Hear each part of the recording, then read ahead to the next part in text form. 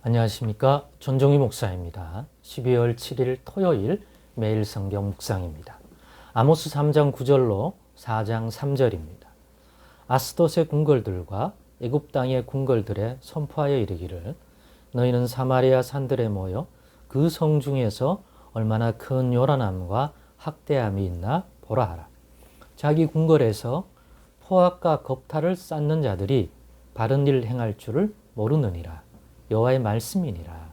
그러므로 주 여호와께서 이와 같이 말씀하시되 이 땅 사면에 대적이 있어 너의 힘을 쇠하게 하며 너의 궁궐을 약탈하리라. 여호와께서 이와 같이 말씀하시되 목자가 사자 입에서 양의 두 다리나 귀 조각을 건져냄과 같이 사마리아에서 침상 모서리에나 걸상의 방석에 앉은 이스라엘 자손도 건져냄을 입으리라. 주 여호와 만군의 하나님의 말씀이니라.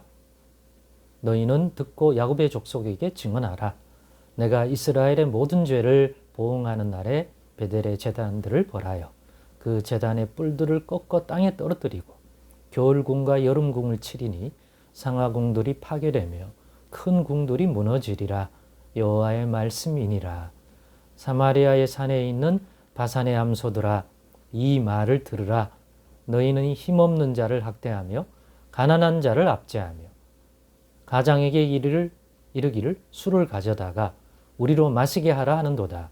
주 여호와께서 자기의 거룩함을 두고 맹세하시되 때가 너희에게 이를지라. 사람이 갈고리로 너희를 끌어가며 낚시로 너희의 남은 자들도 그리하리라.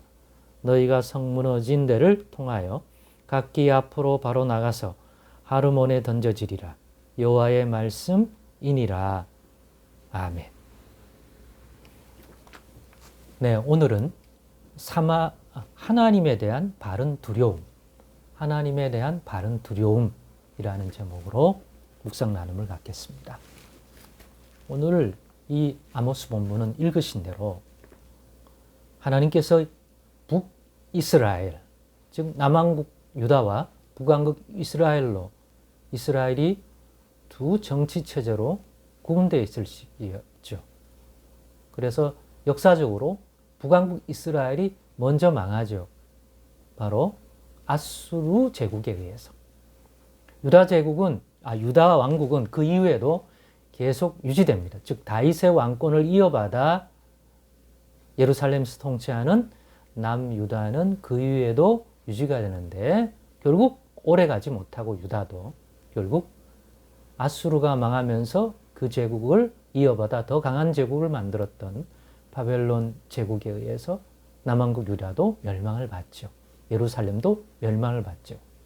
그런데 이 북왕국 이스라엘은 정치적 중심은 결국 에브라임 지파의 산지인 사마리아 땅이고, 그리고 종교적 중심은 사람들이 절기마다 예루살렘에 가면 다윗에 대한 그리움 때문에 그리로 마음이 쏠릴까봐 북왕국을 세운 첫 왕인 여로보암 왕이 그런 목적 때문에 하나님의 율법의 말씀에 없는 것들을 만들어내고 뒤틀어서 여호와를 섬기게는 한다 하지만 그것이 예루살렘에 있는 그 성전이 아닌 다른 성전을 세우죠. 두 곳에 베델과 단에 세웁니다.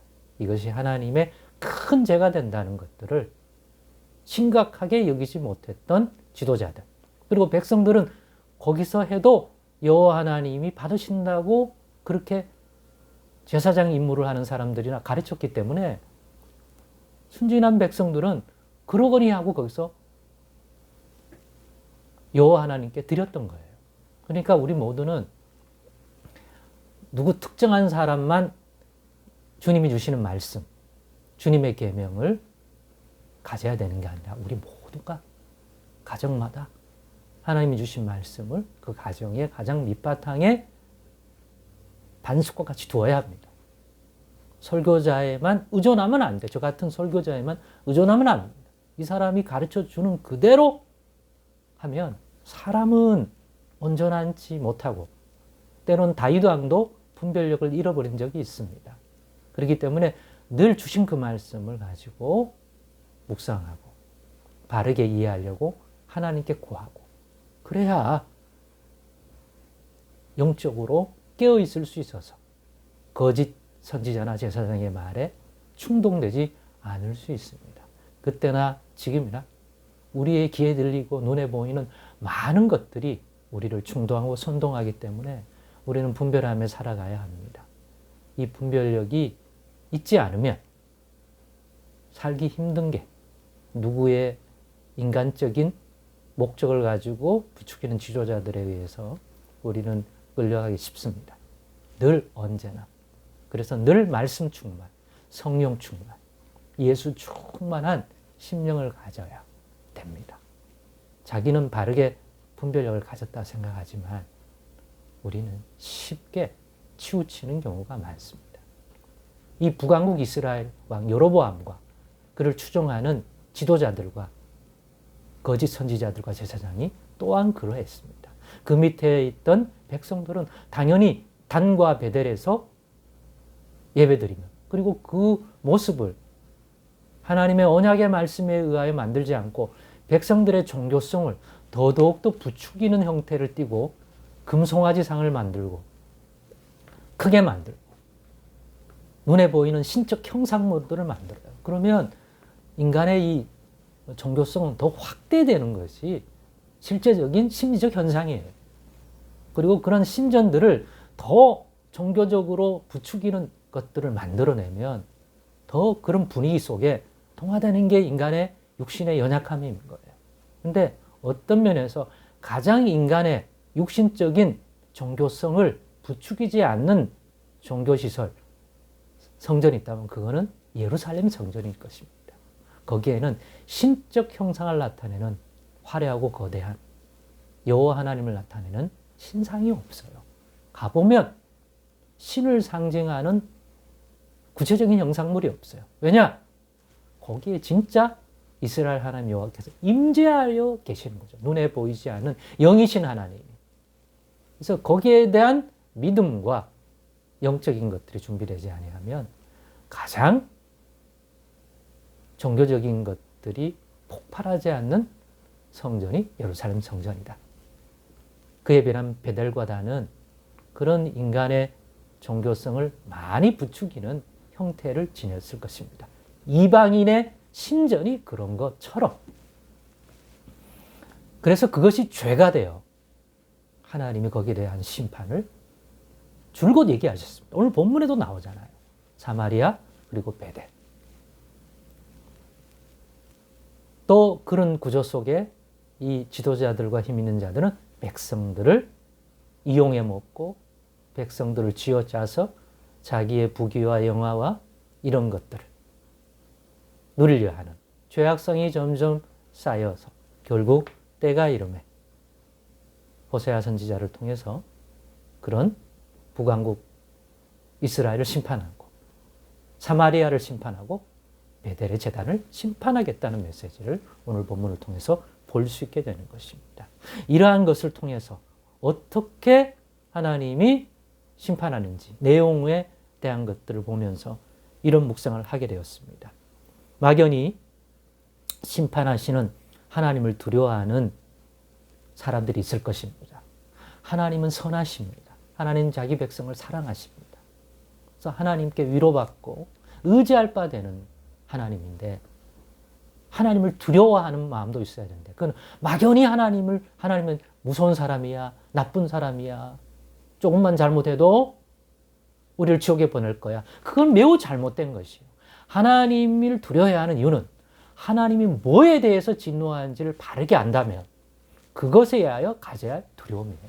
그러니까 오늘도 이 북왕국 이스라엘에 뭐에 대해 진노하고 하나님이 심판하라는 진실을 깨달으면 우리는 하나님이 무섭게 심판하려고 하는 그런 죄악에 있지 않으면 하나님을 두려워할 이유, 두려움에 떨 이유가 없습니다.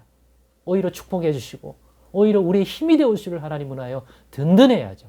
그럼에도 불구하고 그런 것을 누리기 위해서는 하나님이 무엇에 대하여 두려워하는지 아는 지식이 필요합니다. 오늘 묵상을 통해 우리 하나님을 두려워해야 할 이유, 어떤 것에 진노하시는지 바로 깨닫는 묵상을 좀 더 하시면 큰 도움이 되리라고 믿습니다. 전 두 가지에 대하여 이야기하려 합니다. 우리 하나님은 어떤 하나님이냐? 우리의 모든 불의와 죄악을 전부 파악하고 계시는 하나님이다. 그래서 두려워해야 됩니다. 악을 범할 때는. 두 번째는 그것에 대해 진노하시며 정하신 때가 있어 그때에 보응된 심판을 반드시 행하시는 하나님이다. 내가 잘못했는데 벼락이 안 치네? 그런다고 해서 하나님을 무시하고 하나님도 모른다. 이렇게 생각하면 안 돼요. 우리가 성경을 통해서 깨닫는 것은 때가 있다. 하나님이 참고 참다가 회개할 기회를 주다가 때가 이르면 심판하신다. 때가 있다. 하나님 때를 정해놓으신 분이다. 구원의 때가 있고 각기 그 보응된 것들 줄 때가 있다. 세상의 어떤 것보다 이 불의에 진노하시는 의의 하나님이란 사실. 의의 하나님이기 때문에 불의를 보면 넘어가지 않습니다. 그러나 그 심판을 모아뒀다가 행할 때가 있습니다. 왜죠?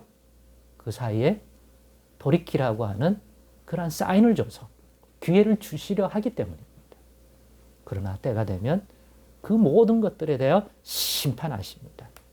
이것이 주는 경외심을 가진 믿음을 가지는 저와 여러분이 된다면 하나님을 두려워한다는 것이 오히려 하나님께 바른 믿음의 삶을 가지게 하여 그런 사람에게 베푸는 은혜와 긍휼과 복 때문에 하나님을 더욱더 의지하게 되고 하나님이 주시는 따뜻한 생명의 손길을 누리게 되겠습니다. 그러려면 바른 두려움, 하나님께 대하여 가지는 자 될 수 있기를 간절히 소망합니다.